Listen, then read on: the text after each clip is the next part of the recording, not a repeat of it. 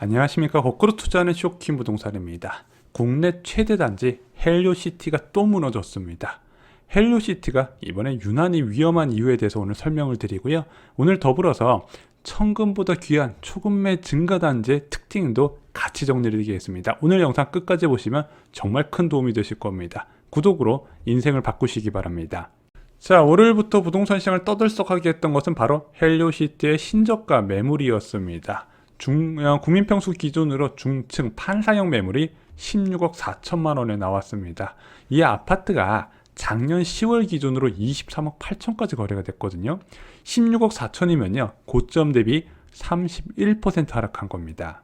올해 하반기부터 송파 지역 전체적으로 약세가 지속되고 있습니다. 특히 엘리트의 대단지 아파트 밀집 지역에서 급락세가 굉장히 빠르게 나타났고, 이것이 수도권 전체적으로 심리 꺾임에 크게 영향을 주게 됐죠. 자, 그런데 송파 지역 매머드급 단지에서도요, 11월 달 이후에 조금씩 차이가 보이기 시작을 합니다. 최근 엘스, 리센츠, 트리지움, 레이크 팰리스 아파트는요, 좀 하락세가 주춤한 모습입니다. 엘스 같은 경우는 19억 5천, 그리고 리센츠는 19억 8천, 트리지움은 타워형은 17억 7천, 판상형은 18억 정도에 형성되어 있어요. 근데 이들 지역에서 얼마 전에 급매가 좀 소진되고 있다는 소식은 영상으로 전해드렸죠. 자, 그것이 거짓이 아닌 게 실제 거래도 꽤 붙었습니다. 지금 잠실 엘스 같은 경우는 이제 11월 달에 거래 등록된 게 5개가 있어요. 아직 등록 가능 기간 꽤 남았죠. 리센트도 11월 달에 거래가 4건이 붙었고요. 인근에 위치한 음마아파트도 11월 달에 거래가 3건이 붙었습니다. 요즘 같은 거래 멸종 상황에서 한 단지에서 이렇게 거래가 등록된 거는 굉장히 오랜만이에요. 자, 이렇게 엘리트의 아파트가 좀 버티는데 파크리오하고 헬리오시티는 계속 시세가 무너지고 있습니다. 파크리오 아파트는요, 같이 18억대에 유지했다가 최근에 17억까지 호가가 하락을 했고요. 헬리오시티는 16억 4천까지 하락한 상황입니다.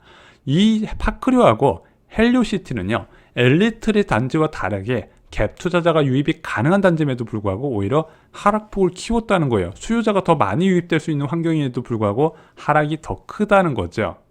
자, 오늘 쇼킹 부동산 가족분들께 좀 중요한 정보를 말씀드리겠습니다. 폭락하는 단지들은 이유가 있다는 거예요. 이것을 여러분들이 꼭 기억하셔야 됩니다. 자, 얼마 전 블로그에 올라온 질문글이 있었습니다. 부동산에 방문해서 희망 매수가를 말했더니 힘들 거라고 이야기하네요. 아무래도 더 할인해 줄 생각이 없어 보였습니다. 쇼킹 부동산님 이야기와 실제 현장이 달랐어요. 2개 단지 가봤는데 다 그랬다는 거죠. 제가 그 질문을 받고 이런 생각이 드는 거예요. 요즘 같은 상황에서 그럴 리가 없는데? 자, 그래서 구독자님이 말씀하신 단지를 봤더니 2개 단지 모두 공통점이 있었어요. 첫 번째는 만 2년차가 된 신축 아파트였습니다. 저희가 만 2년차가 된 신축 아파트 기회라고 말씀드렸죠. 근데 이 만 2년차의 신축 아파트가 언제 만 2년차가 됐냐? 올 2분기 정도에 만 2년차가 된 겁니다. 그러면은 현재 이들 집을 가보면은요, 이미 임대인과 임차인 간의 전세 재계약 체결은 끝나게 돼요. 그리고 이 만 2년차가 됐을 때 실거주 목적이든 갭 투자자든 팔 사람은 팔고 유지할 사람은 유지한 상태에서 이제는 한바탕 태풍이 지났다는 거죠. 자, 그러면은 이제는 이제 장기적으로 끌고 갈 사람들만 있는데, 이런 상황에서 가격 절충 요구가 잘 안 받아들여질 수밖에 없는 거예요. 왜? 이미 나는 끌고 갈 마음을 먹었기 때문이죠.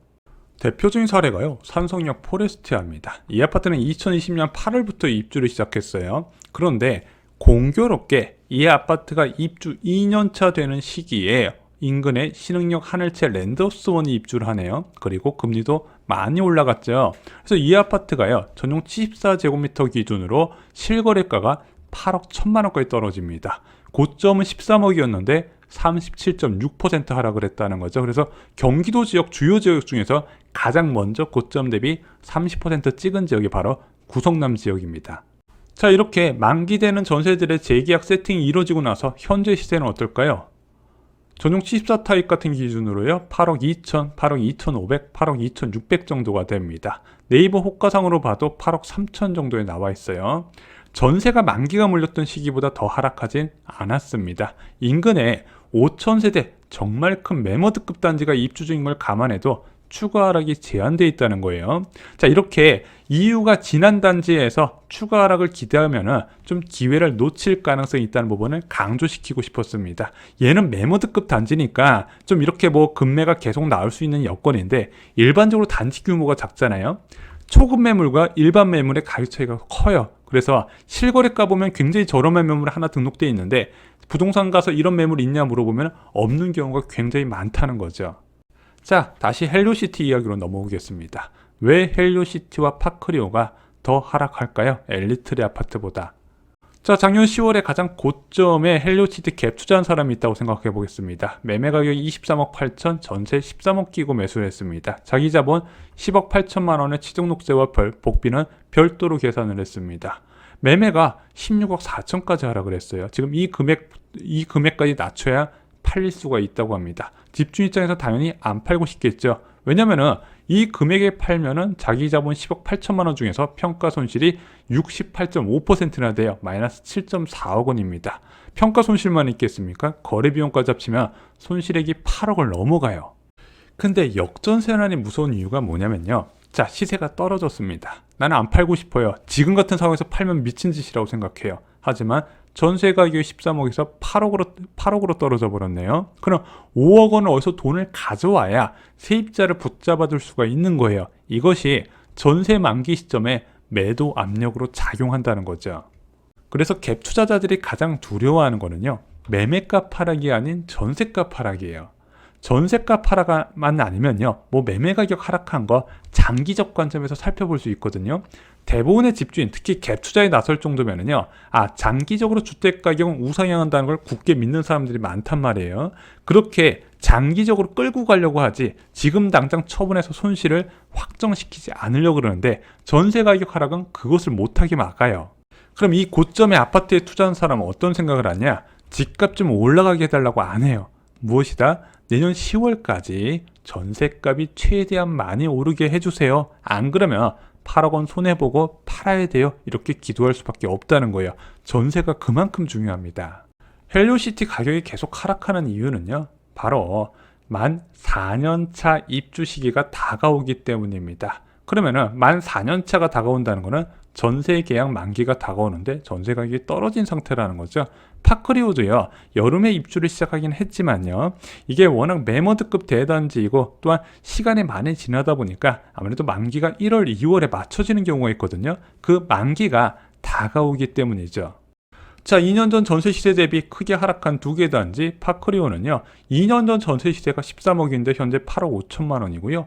헬로시티는 11억 5천에서 8억까지 하락한 상황입니다. 2억 넘으면 집주인이 커버하기 어렵다고 말씀드렸죠.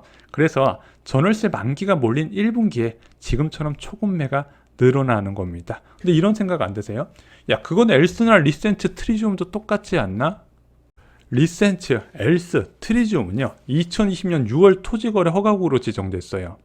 2020년 6월 이후에 이들 아파트 단지의 갭 투자자 유입이 중단이 됐다는 거죠. 그럼 2020년에 5월에 갭 투자한 사람은 2022년 5월에 갱신을 했잖아요. 그때 끝난 거예요. 그래서 현재 초초급매로 던지면서 시세 하락을 주도하는 영끌 갭 투자자들이 아까 말씀드렸던 파크리오와 헬리오시티보다 적다는 겁니다. 최소 4년 이상 보유한 사람들이에요. 그래서 2020년, 2021년 갭 투자자 유입 비중이 많아야 집값이 크게 하락하는데 그 비중이 적은 겁니다. 모든 집주인들이 역전세를 다 두드려 맞은 거 아니에요. 이거 착각하시면 안 됩니다. 가장 최근에 갭 투자한 사람들이 이번에 역전세난에 좀 희생양이 된다고 말씀을 드렸죠. 물론 엘리트리 아파트에도요, 당장 팔아야 되는 사람 많겠죠. 왜냐면 여기가 10억 초과 아파트잖아요. 투기과열지구 10억 초과 아파트는 그동안 대출이 안 됐단 말이에요. 그러다 보니까 대출을 받을 수 있는 우회 수단으로 개인사업자 담보대출을 많이 활용이 됐어요. 얘가 만기가 다가오고 있고 이자가 굉장히 높아지고 있죠. 또한 갱신 시점에 담보가치 하락으로 일부 대출 회수가 들어올 수 있기 때문에 이것으로 금매가 늘어날 가능성이 있습니다.